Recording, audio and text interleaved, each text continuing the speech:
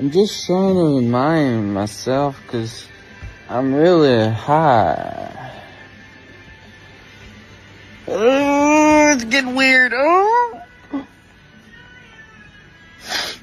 I feel like I'm dying every second. Oh.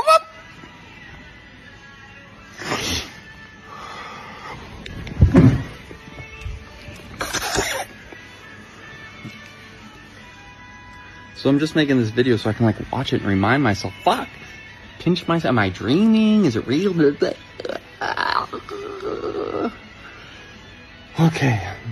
That was the last video Conor Murphy ever made. He told himself not to post it. He posted. 3 days later, he was dead. He was 32 years old, and the story of how he died is one of the strangest things I have ever had to sit down and explain. So let me just take you through it. So for anyone who does not know Conor Murphy, he was a fitness YouTuber from Texas who blew up by doing things like walking into public places and ripping his shirt off to show his body. And yeah, that sounds stupid, but genuinely it worked. Millions of subscribers, millions of views. He was one of the guys who basically invented the whole flex on strangers genre of fitness content. And for a while he was just a guy who was really into the gym and really into himself, which honestly, it's fine. Nothing's wrong with that. But then something changed. He discovered ayahuasca, and that is where this story takes a very sharp left turn.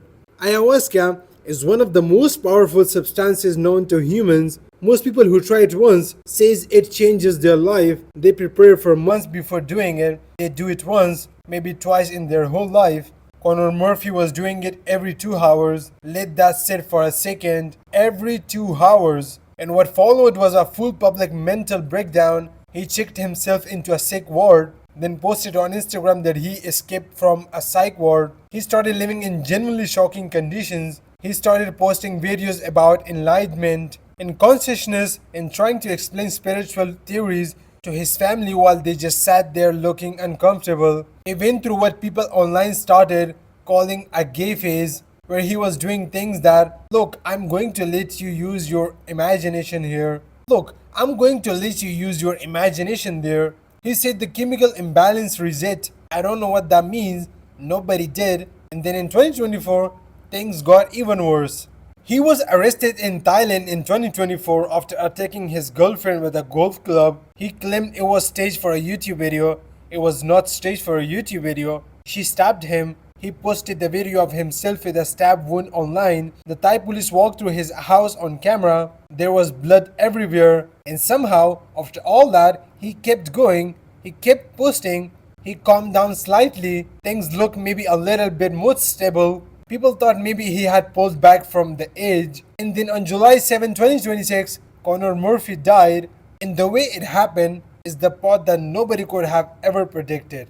So Conor had been renting a luxury houses in Thailand, beautiful place right next to a lake. One night, while his girlfriend was asleep, he got up and started painting the inside of the house, not decorating, not doing a little touch up. He covered the walls, the ceiling, the electrical appliances, the furniture, everything with his hands. His girlfriend woke up to his, said she had no idea why it happened, said she had never seen him use drugs, said the night before everything seemed completely normal. The next morning, neighbors called the police because there was a man outside acting extremely erratically, rolling around on the road, knocking on a car windows asking stranger for a lift, shouting, making gesture like he was praying to God. When the police arrived, he ran into village and then he jumped into the lake, a lake that was over 10 meters deep, and he started swimming. Nobody went in after him. The water was too deep.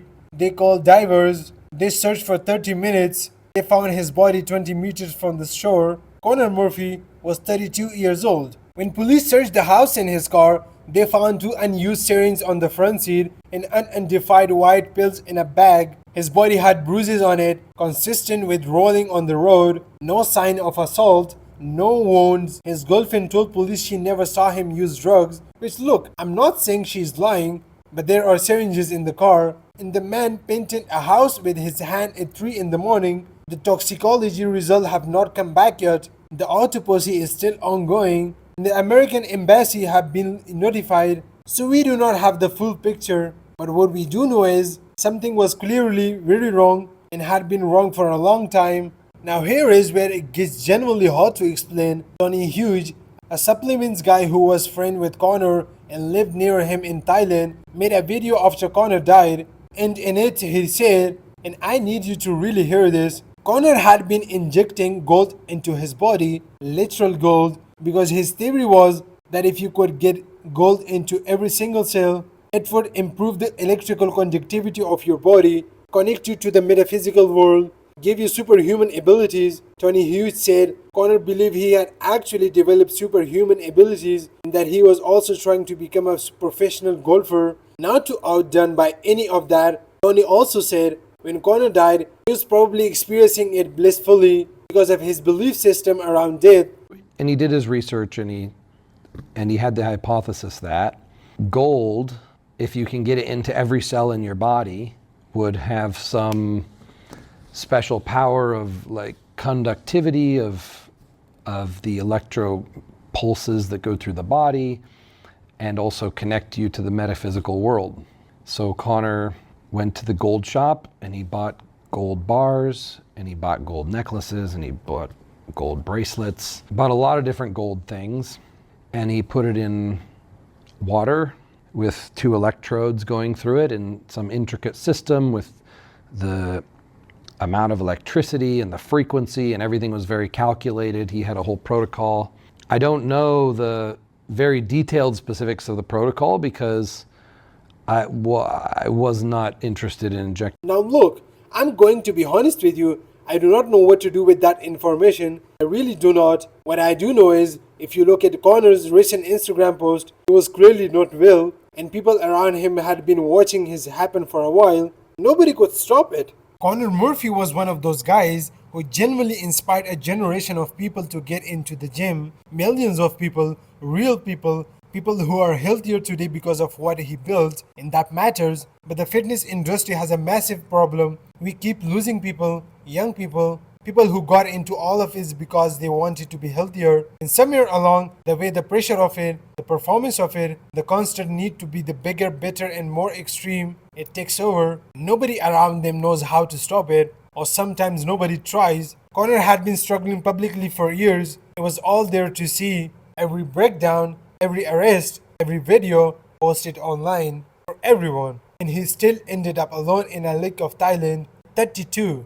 That is the part that I keep coming back to. If anything in this story resonates with you, if you're going through something, talk to someone. That is not a throwaway line. Talk to someone, get some help. So yeah, that's it guys for today's video. Let me know what you think. Let me know what you think about this situation, and I'll see you in the next video. For now on, peace out.